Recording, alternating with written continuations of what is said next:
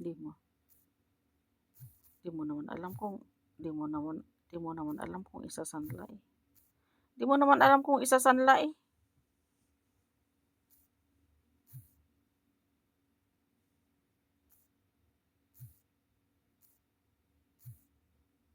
Sabi mo marami silang pera, ibig sabihin hindi nila kailangan isanla yun. Ilang taon nang ilang taon nang hindi nila tinatalon yun, nagtalon sila, ginapas din pakanbaka.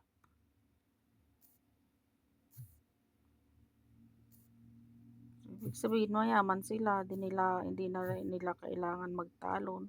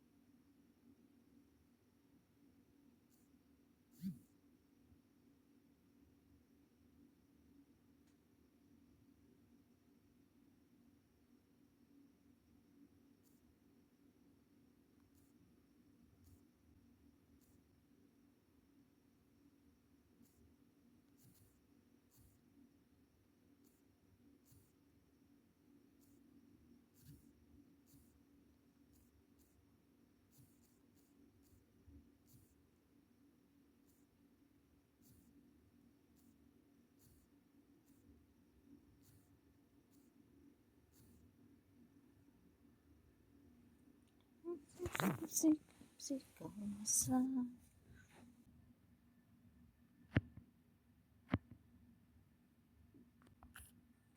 hmm.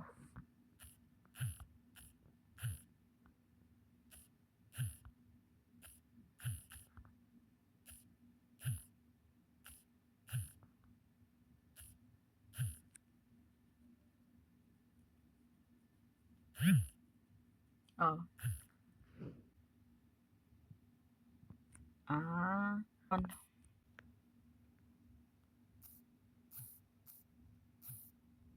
try ko ngang kumanta bukas sa live kung na maano si kwan. Next year daw 8K na daw ang kailangan na watch hour. Diyos ko Lord. Hirap na hirap ka na nga sa 4K, 8K pa kaya. Sabi ko pag hindi pa yan naayos sa December, susukuan ko na yung YouTube ko na yan.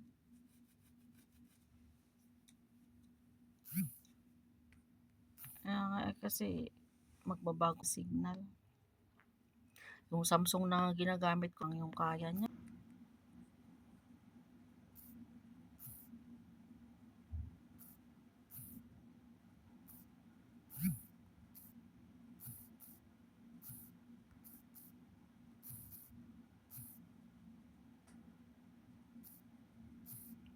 Lamigin ako eh. Gusto ko magpabili ng ano kay ano, ng fan na maliit. Masyadong maano ang aircon. Naikawaksa, tingnan mo yung boses ko.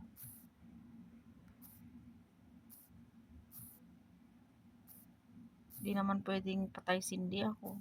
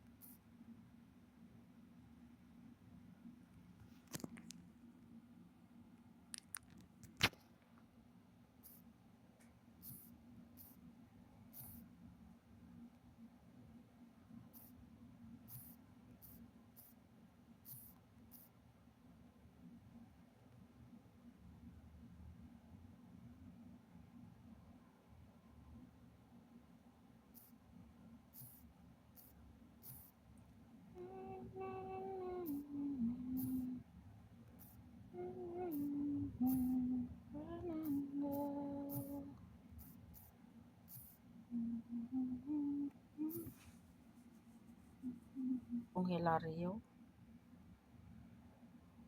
Jong Hilario is lap. Ay,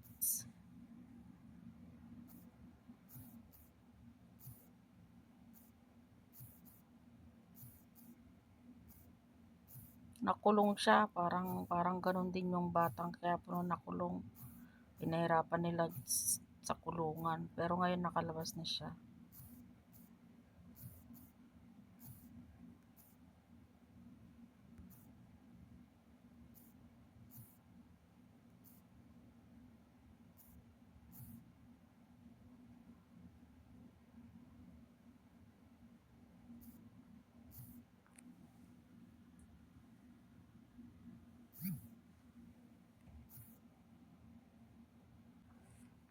Kailangan ano tawag dito? Ipagpasok mo. Meron ko muna ito.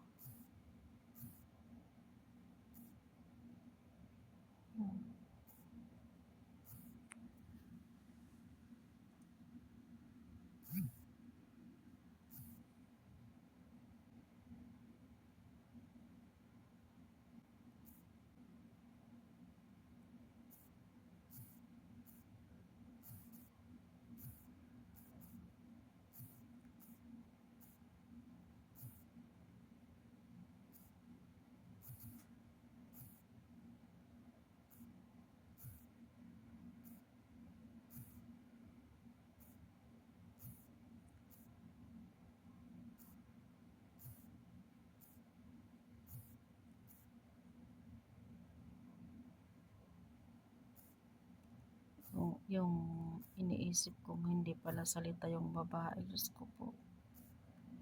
Yung iniisip ko na tahimik yung babae, hindi naman pala tahimik.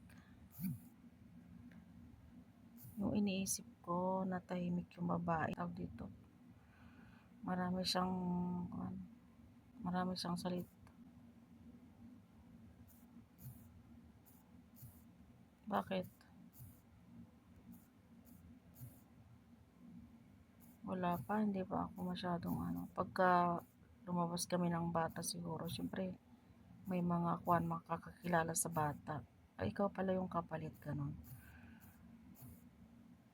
Wala pa eh.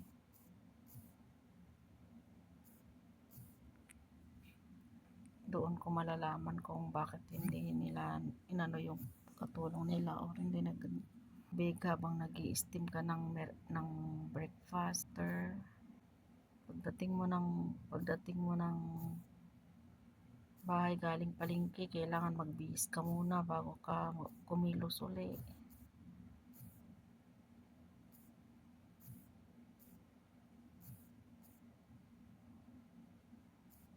Nung in-interview kasi ako, tahimik siya. Akala ko tahimik.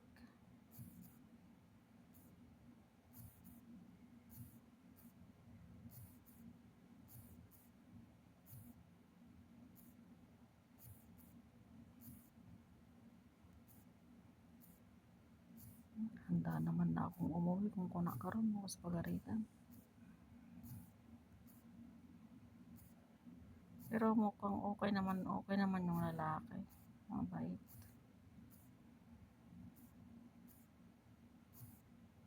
Lahat ng nag-aano siya, yung tawag dito, parang nagsasabi siya na kagaya kanina, hindi siya makauwi bukas ng gabi. Minisid ako na hindi tuloy, Martes na raw ang balik niya.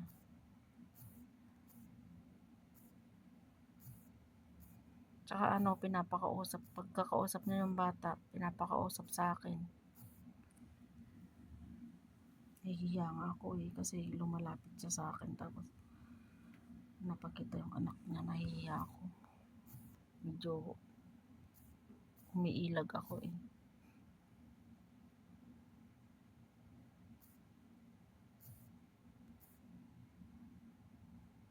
Umiilag ako kasi nga siyempre lumapit sa akin para ipakausap sa akin yung anak niya. Hawak-hawak niya yung cellphone. Siyempre nakalapit sa akin no. Umiilag ako. Sinahiya ako. Ang cellphone, pagka-pray ako, nagdudot-dot ako. Pinapakita ko talaga. Sabi ko nga baka mayroong dito sa kwarto, baka may camera makita nila. Daming cellphone nito, sabihin nila siguro. Ha?